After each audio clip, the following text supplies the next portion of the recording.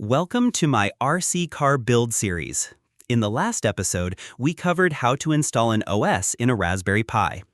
Today, we're tackling one of the most exciting parts, controlling the motor using a PS5 controller and a Raspberry Pi Zero 2W. This is the step that turns our build into something drivable.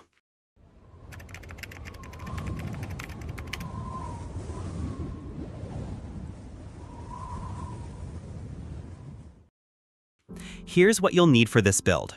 First, a 550 brushed DC motor. You can use any other motor.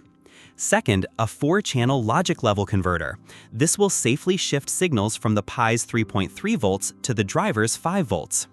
Third, the BTS 7960 motor driver, which can handle high current. Fourth, a Raspberry Pi Zero 2W, but you can use any other Pi model that supports Bluetooth if that's what you have. Fifth, a DC to DC step-down converter to bring the 11.1 volts from the battery down to 5 volts for the Pi and electronics. Sixth, some jumper wires to make all the connections. Seventh, an 11.1 volt 3S LiPo battery. This is our main power source. And finally, an XT60 battery connector, but make sure to use the right connector type for your specific battery pack.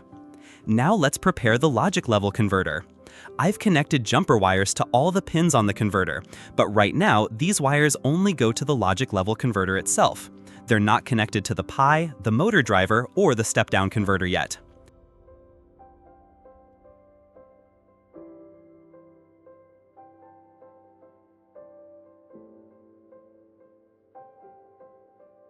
For the ground pins, I cut one side of a jumper wire so I can later join all the grounds together and take that single line to the negative pole of the step-down converter. The HV pin will eventually connect to the positive output of the step-down converter, and the LV pin will later go to the Raspberry Pi's 3.3 volts. But for now, I'm just getting the wiring prepared.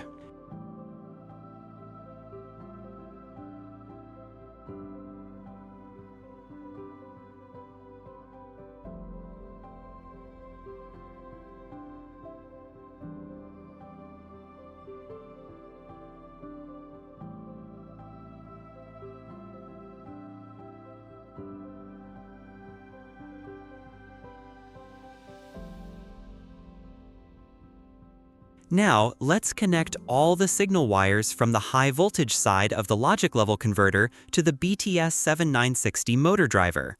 You can see all the wiring details on screen, and I've added a full wiring picture in the description box below.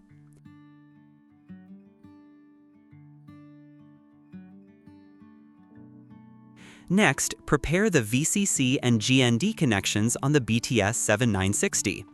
I've cut one side of each jumper wire so that later they can be tied directly to the step-down converter's positive and negative outputs. That's all of the signal lines going from the converter into the driver, with VCC and ground ready for the power step.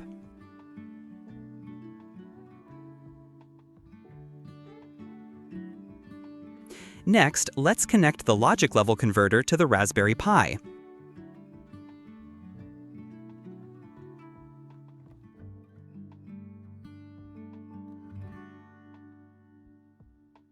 Keep in mind that the LV pin of the logic level converter goes to the Pi's 3.3 volt pin.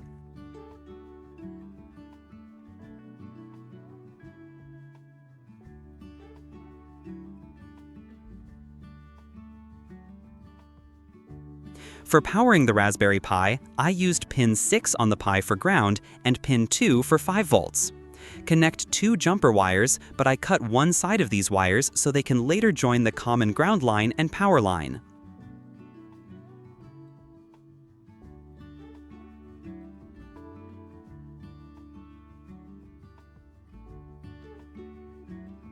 Now let's connect the power lines.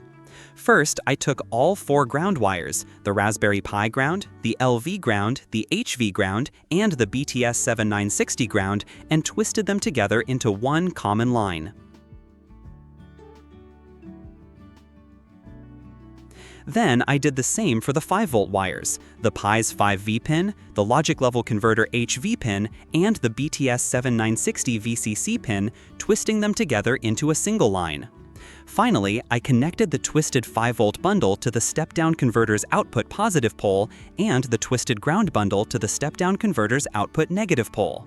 This way, all devices share the same 5V supply and the same common ground.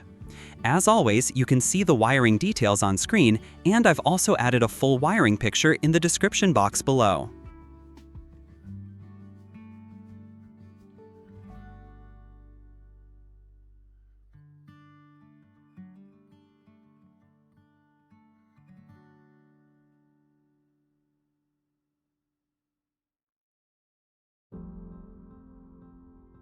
Here, I've prepared the XT60 connector for our RC car project. The XT60 side will plug into the LiPo battery, but I've also added 2 extra wires so we can split the power into both the step-down converter and the motor driver.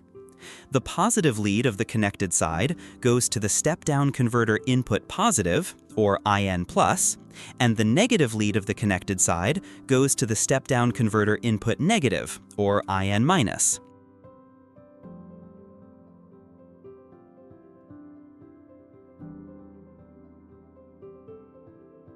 From there, the loose ends of the extra wires go straight to the BTS7960, B+, and B-. This way, the XT60 connector feeds both the step-down converter and the motor driver. The battery will plug into the XT60 later in the build.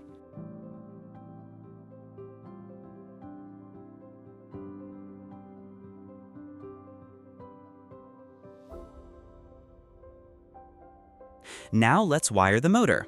Make sure the battery is not connected yet. Loosen the 2 output terminals on the BTS7960 labeled Motor Plus and Motor Minus.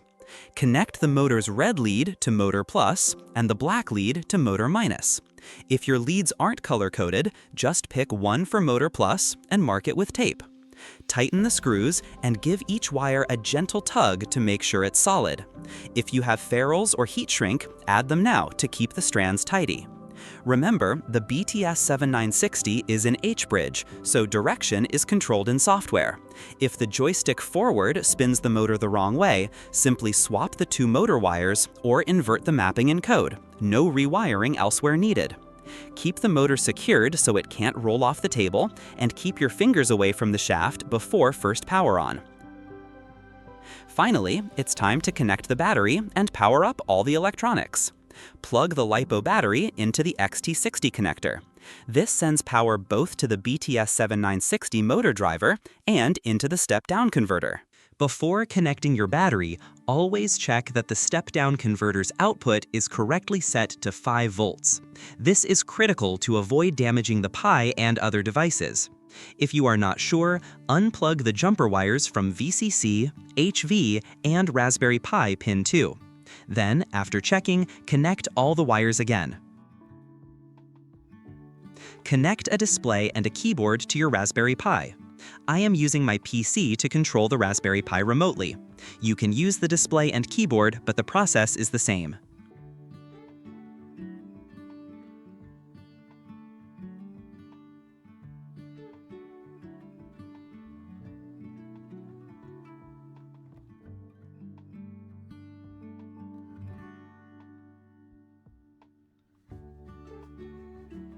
Next, open the terminal and make sure your Raspberry Pi is fully updated.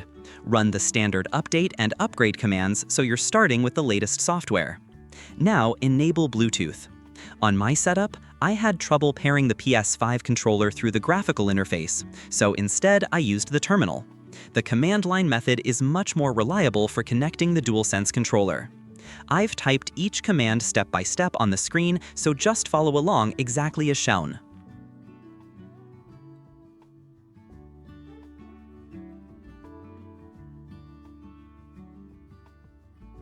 At this point, put the controller in pairing mode by holding the Create button and the PS button together until the light bar starts flashing quickly. After that, type Scan On.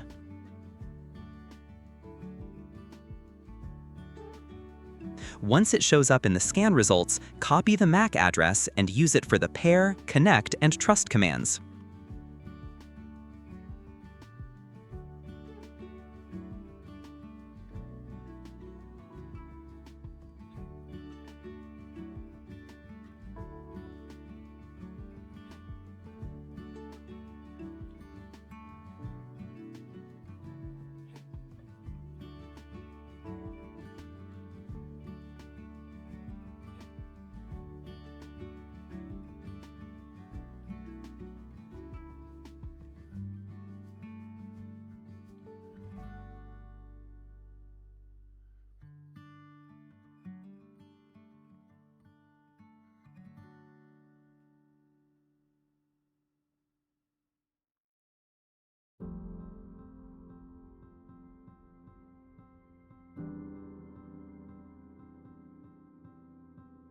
Next, install the evdev library by typing this command.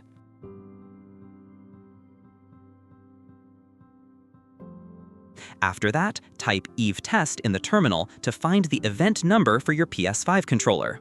Remember your event number, we need this later.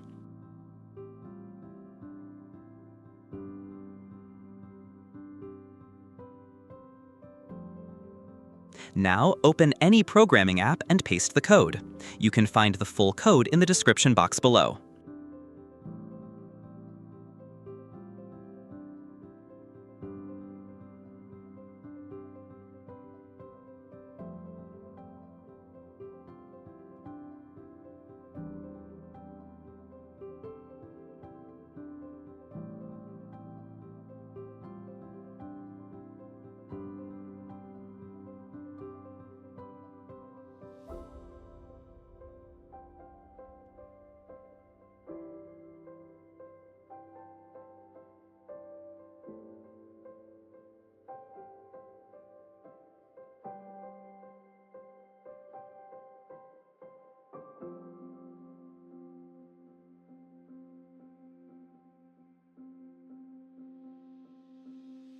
After that, just hit the Run button.